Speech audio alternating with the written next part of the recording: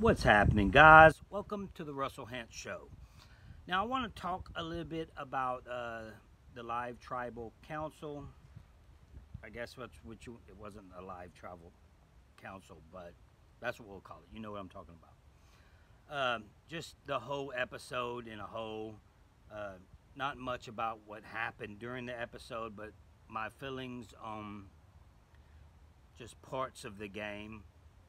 I know I haven't been talking about Survivor at all because, once you go woke in something, and start talking politics and start just dealing with political issues, I do not like that type of stuff. So I stayed away from it. I did binge watch at the end because I wanted to see what happens at the finale. You just can't take that out of me, right? It's like something that I'm drawn to it all the time. TV's on, got to turn it on, the live or the finale. The first thing I want to talk about is how constantly we hear more now than ever that the contestants, even Jeff, saying stuff like it's the hardest Survivor ever. Drop the 4, keep the 1. Now, I'm assuming that means this is the beginning to the end, really, because it was a disaster, really. They lost 2 million viewers from season 40 to the end of the season 41. 2 million. They lost 1 million viewers from the beginning of the first episode to the end. Now, that's for a reason. Now, I think that CBS and SBG needs to get together and figure out what happened, because we don't want to lose Survivor. We want to keep it forever. Now, they had some good contestants out there, very, very few, but it's just I felt like some didn't even know the show, especially when they say stuff like this was the hardest Survivor ever, or stuff like they've never in history, this was in some of the Ponderosa videos, they're saying this type of stuff, they never in history did a Survivor without rice. Wait, what? I can't speak for any other survivors but myself, other than when I watch it with my own eyes, but season 19 and 20, we didn't have rice and beans. 39 days, one Survivor. 39 days of Survivor. Think about that for a second. That's 2 more weeks than what you guys had to play. And in Samoa, it rained 12 days straight at one point. Straight, without stopping. We couldn't make fire. That's another thing I want to talk about. And 22 days, at least, of rain during the 39 days on and off.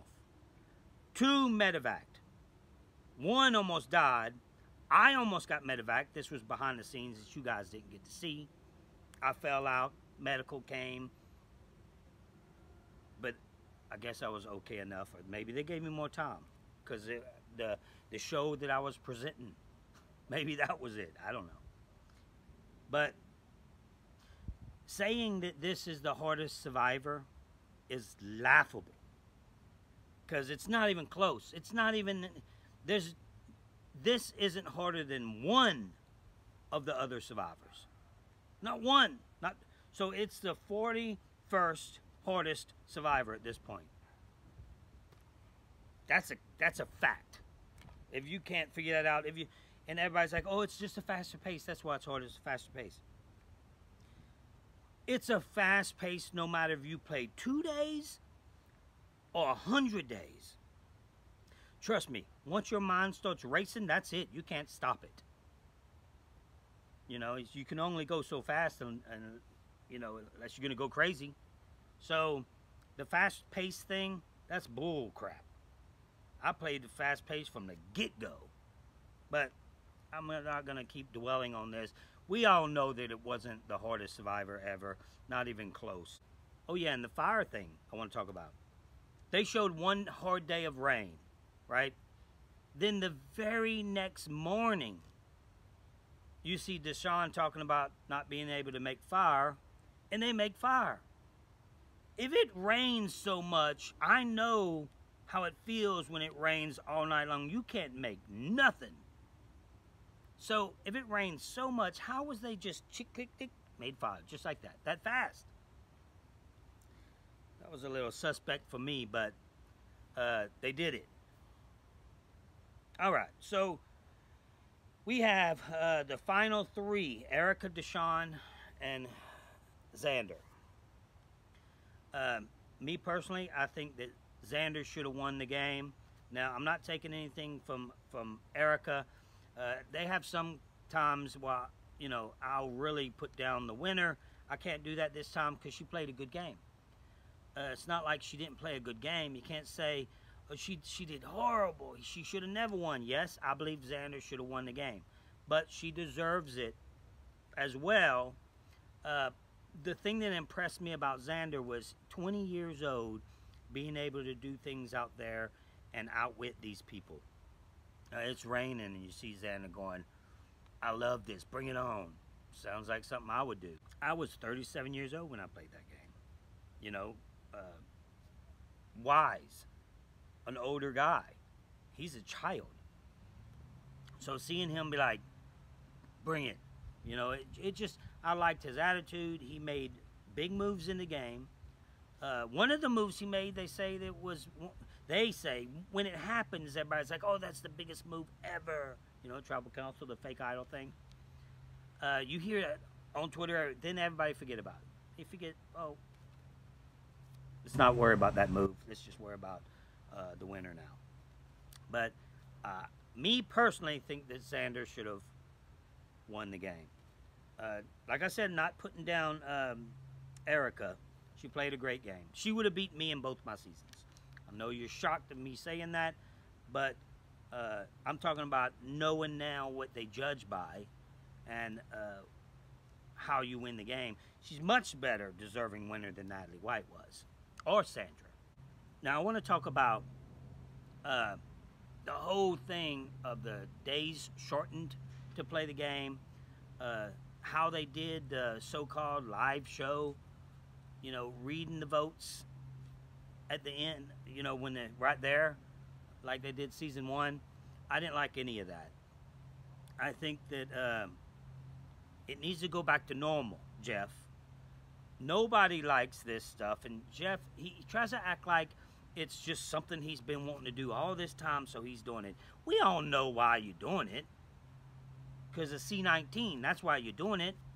So we don't want to, you know, we want it to come back. We want the real Survivor to be back. The 39 days, the live shows, all that stuff.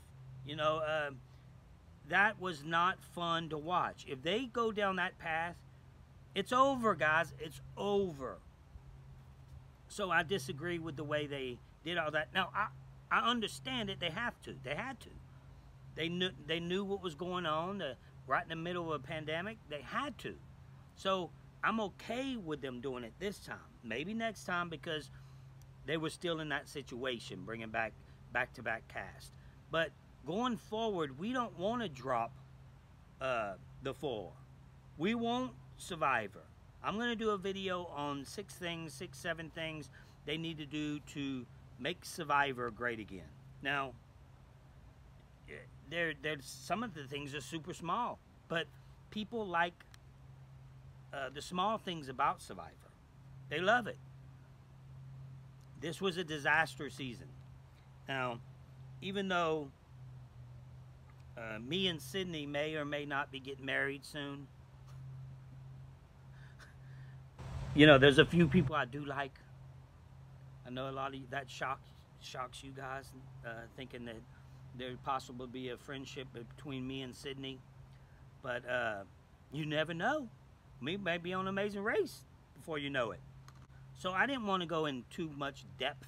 I want to do some videos on how to bring back Survivor, what I think they need to do to bring it back. I wanted to make this video short and sweet, and just talk about those things that I was very disappointed with. Not so much Xander. I was disappointed in Xander, lost the game, but I was more disappointed that it wasn't a 39-day season. And then the live show and bring out pizza and give me a slice. Like, man, that was too much. And we get it, but there's no way that cast is okay with that, because the live show is the best thing about the whole experience. The whole entire experience. It's the live show. That was my favorite part of every season I've ever played. Being able to relax and see the fans and meet the fans.